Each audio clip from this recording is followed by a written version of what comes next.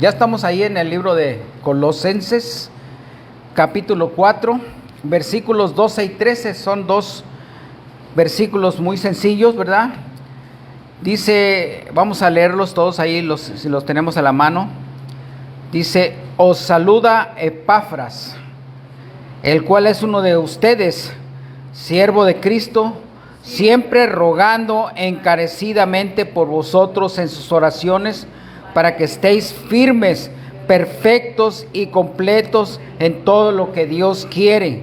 Porque de Él, yo, Pablo, dice, doy testimonio de que tiene gran solicitud por ustedes y por los que están en la Odisea y los que están en Hierápolis. Amén.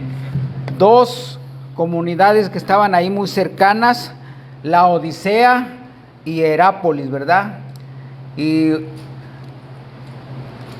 vamos a hablar de primeramente de este varón Epafras, y después también vamos a hablar un poquito de lo que era en aquel entonces la Odisea y esta otra comunidad, Hierápolis. Pero vamos a hacer un poquito de contexto. La semana pasada vimos cómo el apóstol Pablo inicia con sus saludos finales, ¿verdad? Resaltando algunas de las cualidades de sus compañeros de milicia. En el versículo 7 del mismo Colosenses dice, todo lo que a mí se refiere os lo hará saber Tíquico, ¿verdad? Tal vez este varón había sido escogido por Pablo para llevar esta carta a esta iglesia de Colosas, a los colosenses, ¿verdad? Pablo lo llama hermano fiel y ministro, ¿verdad? Dice ahí, amado hermano y fiel ministro y consiervo en el Señor. O sea, versículo 9 menciona a Onésimo. Nos recuerda la historia del esclavo huyendo a Roma para escapar a un castigo. Pablo la narra en la carta a Filemón. Vayamos a Filemón, que ya está al final. Es una carta muy pequeñita que le envía personalmente Pablo a Filemón, ¿verdad? Y ahí precisamente es cuando le habla de este esclavo de Onésimo, ¿verdad? ¿Ya estamos ahí? Filemón. Dice en el versículo 10, te ruego por mi hermano Onésimo, a quien engendré en mis prisiones, el cual en otro tiempo te fue inútil, pero ahora a ti y a mí nos es útil, el cual vuelvo a enviarte, tú pues recíbelo como a mí mismo, ¿verdad? Ahí está la mención de Onésimo, ¿verdad? También menciona a Aristarco, volviendo a Colosenses, versículo 10. Aristarco, que tal vez en ese momento estaba también en prisión junto con Pablo, ¿verdad? También hace alusión a Marcos, ahí enseguidita, sobrino de Bernabé, el cual también había causado una gran separación entre estos dos compañeros de obra, como eran Pablo y Bernabé, y también acerca del cual les pide que lo reciban muy amigablemente, ¿verdad? Recíbanlo, dice. Así que Pablo está ahora haciendo mención de estos varones. Marcos, después de que había hecho algunas cosas indebidas, había sido restaurado y Pablo los exhortaba a recibirlo bien. En el versículo 11 también hace alusión a otro varón llamado Jesús, llamado el Justo, un nombre no muy común en ese tiempo, pero que en tiempos hoy actuales es más común, ¿verdad? Pablo hace mención que eran los únicos de la circuncisión. ¿A qué se refiere que eran de la circuncisión? A que eran judíos, convertidos, que me ayudan en el reino de Dios y hombres que han sido un consuelo para mí. ¿Por qué eran un consuelo? Porque recordemos que Pablo estaba en prisión. Y cuando una persona está en prisión, pues está abatido, está desconsolado, y sobre todo en la situación en que estaba Pablo, que estaba amarrado con unos grilletes, ¿verdad? Atados en el suelo. Entonces ellos le daban consuelo, lo animaban para que no decayera, y hacían muchas alabanzas. Hemos visto en algunos libros que ellos, a pesar del lugar donde estaban, hacían mucha alabanza, ¿verdad? Y hoy tendremos, mis hermanos, un tema referente a otro compañero de milicia de Pablo, que se llama, su nombre, Epafras. Un ministro, el tema, un ministro fiel de Cristo. ¿Quién era Epafras?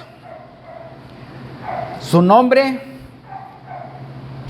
era el diminutivo de Epafrodito.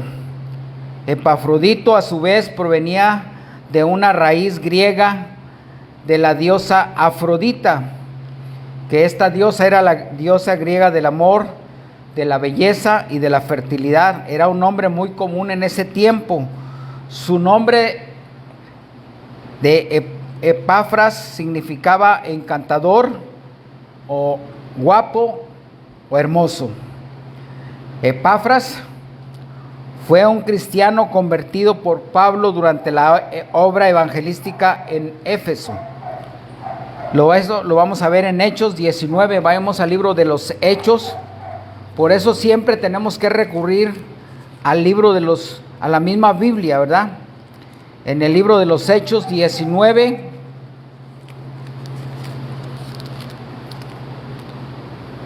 (10 y 11).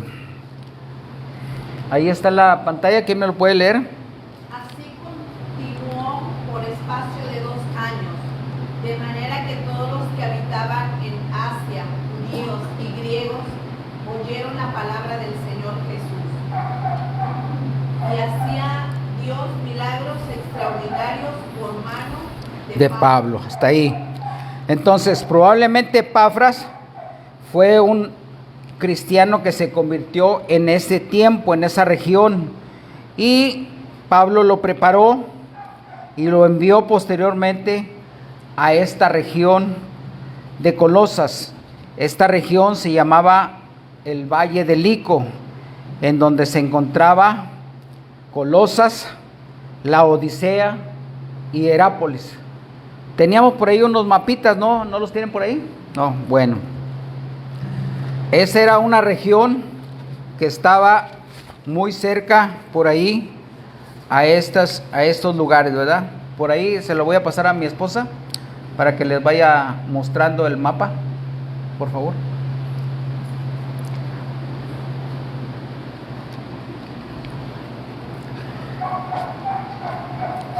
Esta era una región que se llamaba el Valle de Lico.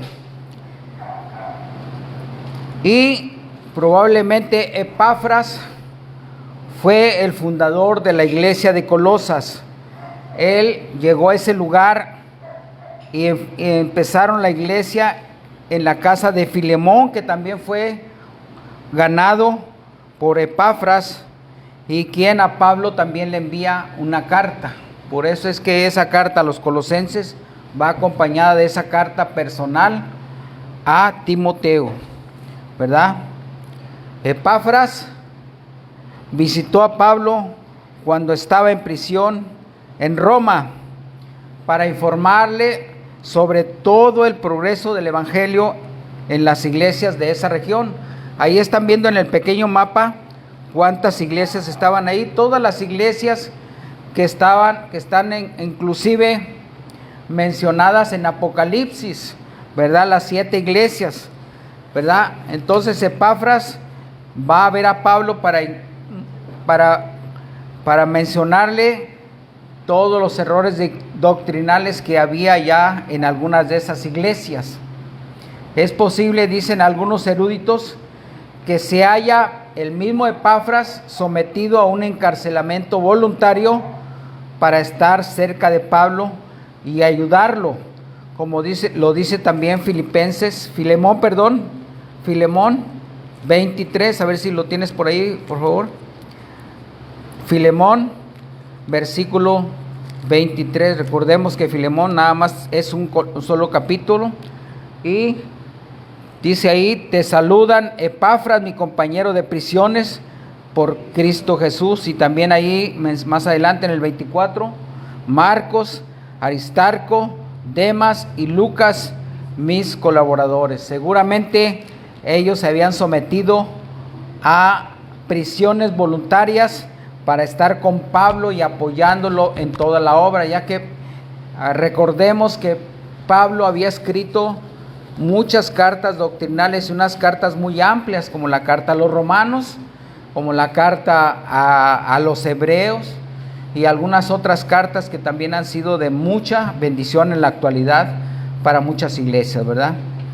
Entre estas, ¿verdad?, pocas veces es que se menciona a Epafras, son suficientes para comprender las grandes virtudes que poseía este varón llamado Epafras.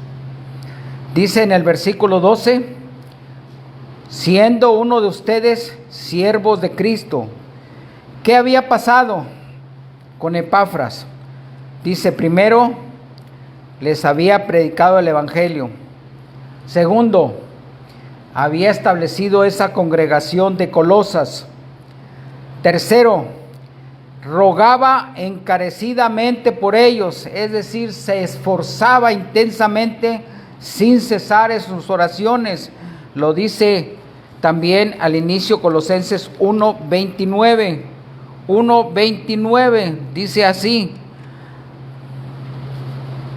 1:29, para lo cual también trabajo, luchando según la potencia de Él, y la cual actúa poderosamente en mí. La oración, ¿verdad?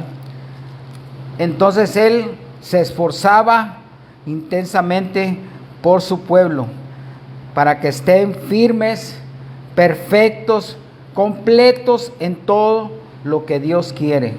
Y eso también, eso es lo que nos mencionó al inicio Colosenses 1:7, ¿verdad? 1:7 dice: como lo habéis aprendido de Epafras, nuestro consiervo amado, que es un fiel ministro de Cristo para ustedes. Así que Pablo estaba resaltando todas las virtudes que tenía este varón Epafras, y esta, mis hermanos, debe de ser la necesidad de toda nuestra iglesia hasta llegar a la madurez. ¿Cómo vamos a madurar si no nos exponemos a la palabra, si no aprendemos, si no queremos crecer, si no nos aprendemos versículos? ¿Cómo vamos a ir aprendiendo si no queremos durante la semana estudiar, si no queremos aprender versículos, si no oramos por nuestra familia, si no oramos por nuestros hijos, si no oramos por la iglesia? Hermanos, tenemos que orar.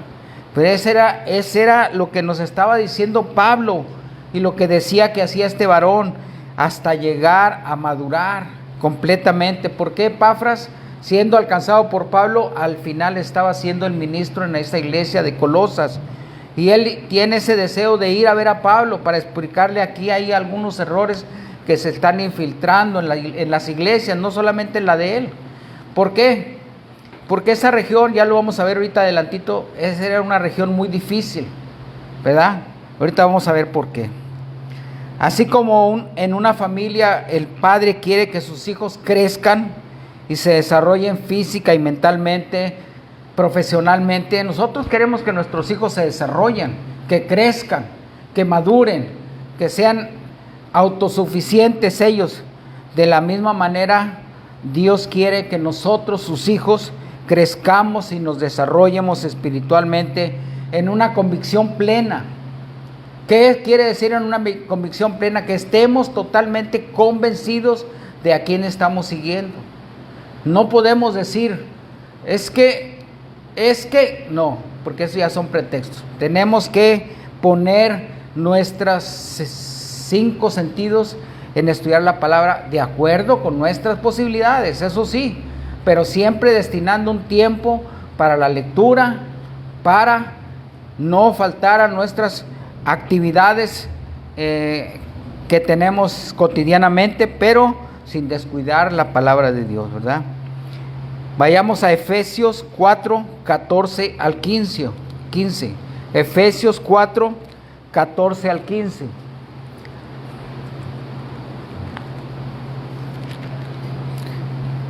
¿Quién me lo lee, por favor?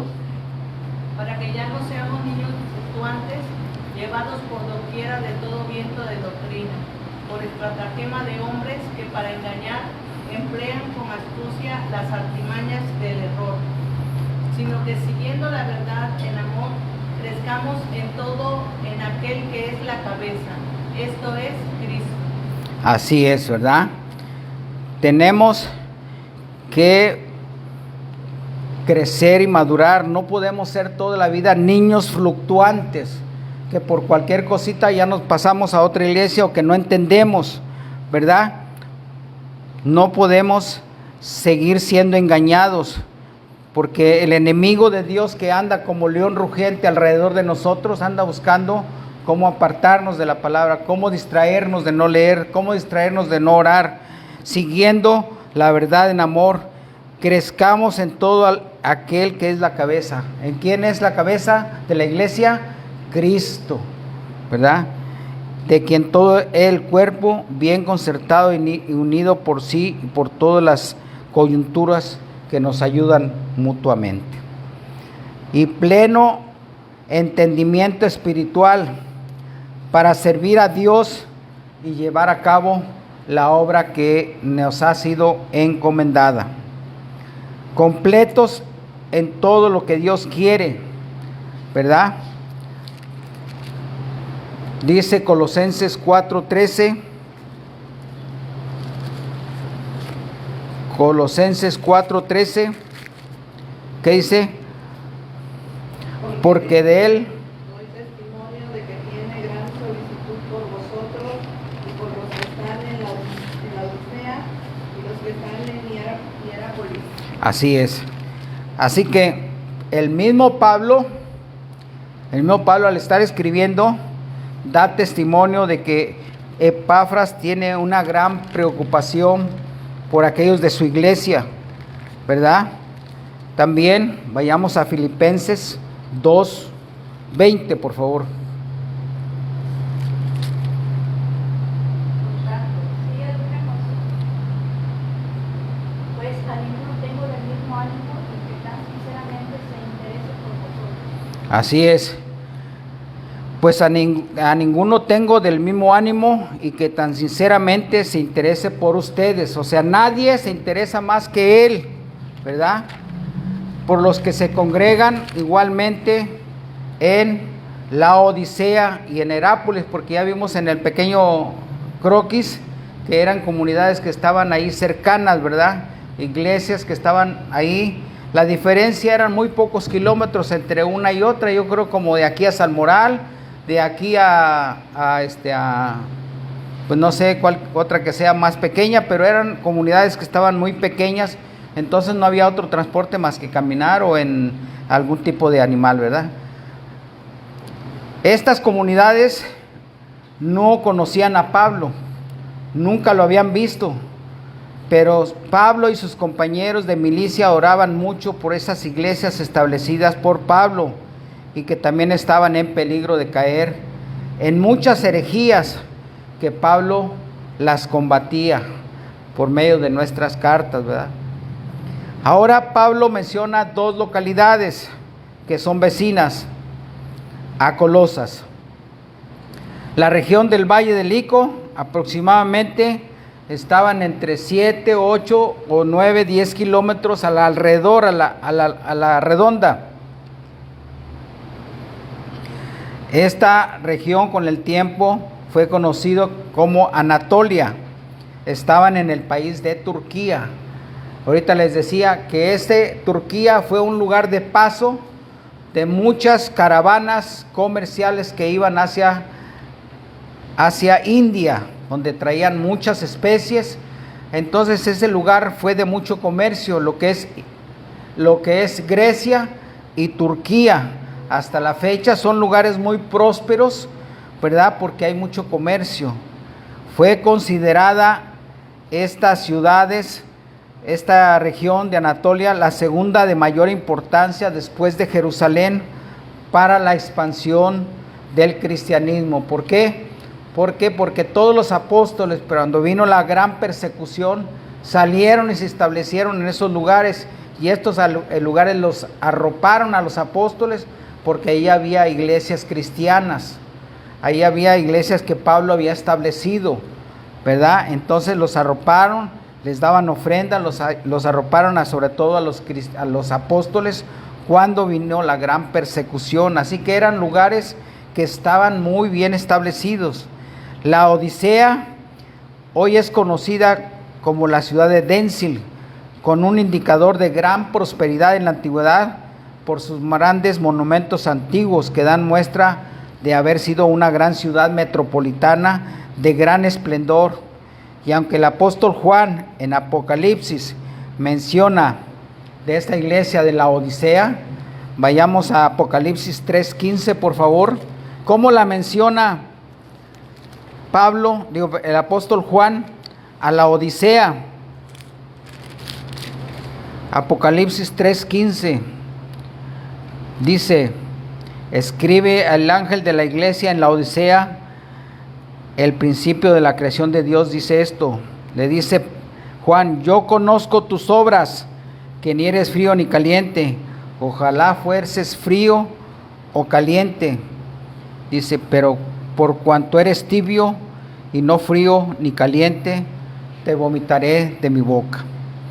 Entonces, al principio fue una iglesia con mucho auge, con mucho amor, pero con el tiempo ese amor se fue reduciendo hasta que llegó un momento en que el apóstol Juan dice: ya no eres ni frío ni caliente, ¿verdad?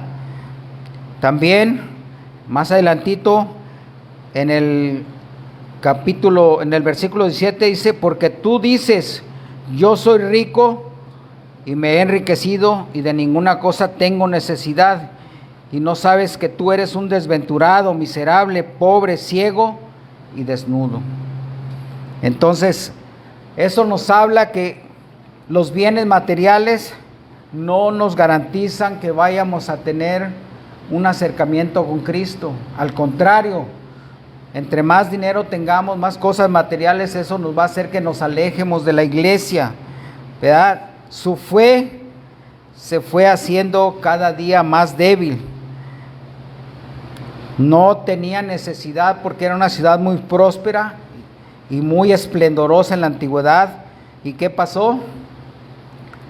Se apartaron del evangelio. Actualmente esa región de Turquía, dicen que de un 25% que todo el pueblo de Turquía eran cristianos, hoy en la actualidad se han reducido a un 0.5% de cristianismo, o sea, casi nada. Pero esta región fue utilizada por Dios para la expansión del evangelio. Hubo una gran expansión en aquel entonces, y de ahí Pablo salió a Roma, salió a muchos lugares, y gracias a Dios que no ha permitido que el evangelio se haya desaparecido, porque el evangelio llegó a Italia, llegó a Roma y llegó a toda Europa, y de Europa pasó a América. Y bueno, esa es una historia de la cual nosotros ahora pues podemos gozar del evangelio aquí en América del Norte, América del Centro y América del Sur, mis hermanos. La expansión del evangelio salió de esa forma, por Dios, no por los hombres, porque el hombre, si hubiera querido, desaparece el evangelio. La otra localidad que Pablo menciona, Hierápolis, conocida actualmente como una ciudad que se llama Pamukkale, y si la buscan en la internet, Pamukkale, considerada también como un patrimonio histórico cultural, porque actualmente tiene grandes monumentos construidos por el Imperio Romano. Turquía ha sido un país importante en la historia del cristianismo. Apóstoles como Pablo, que estableció iglesias, Pedro y Juan las fortalecieron en gran manera en el primer siglo de nuestra era. El Medio Oriente, por su ubicación territorial, ha sido fuertemente influenciado por las filosofías griegas y romanas, por las filosofías orientales, por el Islam, el budismo, los musulmanes y sobre todo la afrenta de otro cisma religioso. ¿Cuál es ese? La Iglesia de Rusia y la Iglesia Católica, resultando de esa fusión la Iglesia Ortodoxa, que ahí tiene su sede principal en Turquía, en la capital Ankara o Estambul. El cristianismo verdadero en esas regiones está en entredicho, habiendo, ya como les dije, reducido a casi nada. No hay un cristianismo verdadero. Así que, hermanos, oremos por el cristianismo en todo el mundo. Esto no es una casualidad. A Cristo lo siguieron multitudes, pero al final de su obra de redención, solo unos pocos lo siguieron. El ser humano, en su gran necesidad, busca en quién creer para salvación. Si creen que hay un cielo y un infierno, pero dicen seguir la corriente del mundo. El orgullo, la vanidad, la ambición y la riqueza material imperan hoy en este día. Para terminar, Pablo nos exhorta a orar como lo hacía Epafras, rogando encarecidamente por vosotros, con una oración eficaz y ferviente, con una oración que prevalezca ante nuestro Salvador, que prevalezca, que Él la escuche, orando para Él en nuestras habitaciones, en nuestro corazón con gran amor. Las sonrisas, los halagos, la obra del amor propio nos conduce a vivir una vida que diste mucho de cumplir con nuestro ministerio, sabiendo que el modelo que nos dejaron Pablo y Epafras nos llevará a esperar el favor divino y la bendición celestial también, hasta que estemos firmes y completos en todo lo que Dios quiere para cada uno de nosotros. Dios quiere lo mejor para nosotros. Dios quiere no lo de esta vida, porque esta vida es pasajera. Tenemos un tiempo, ya lo vimos, podemos vivir hasta 120 años.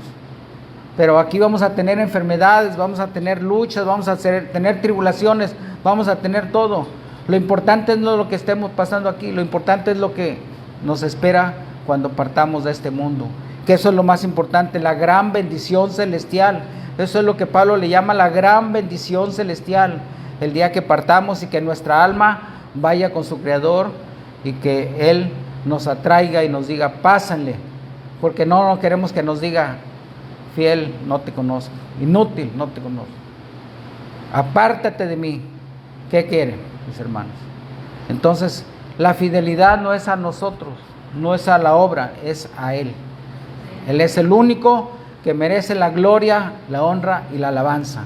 Y nosotros, en nuestro caminar, tenemos que irnos apartando poco a poco, despojándonos de nuestras cargas, de nuestras situaciones, de nuestros pecados y confesándolas. Él ya las sabe, pero nosotros tenemos que ir confesando, Señor, he hecho mal esto en este día, te pido que me perdones, tú ya conoces, quítamelo. Y avanzar,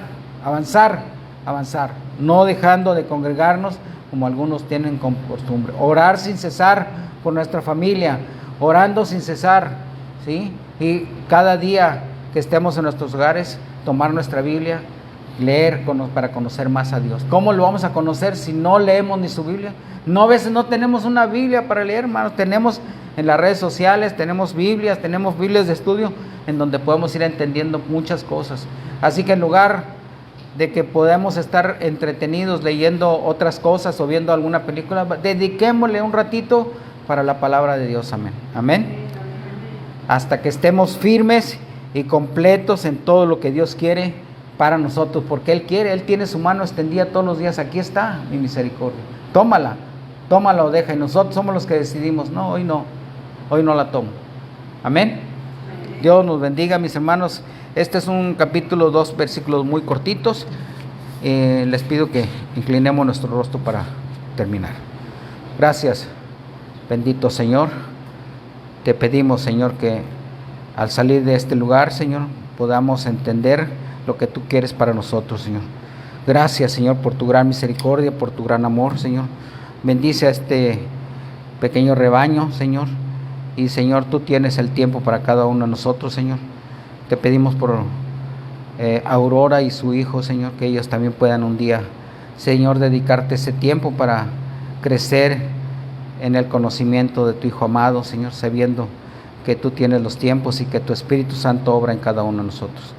Bendice el resto de la tarde en los hogares y bendice todo el resto de la semana en los planes que haya. Te lo pedimos todo en el nombre precioso de Cristo. Amén. Amén. Gracias.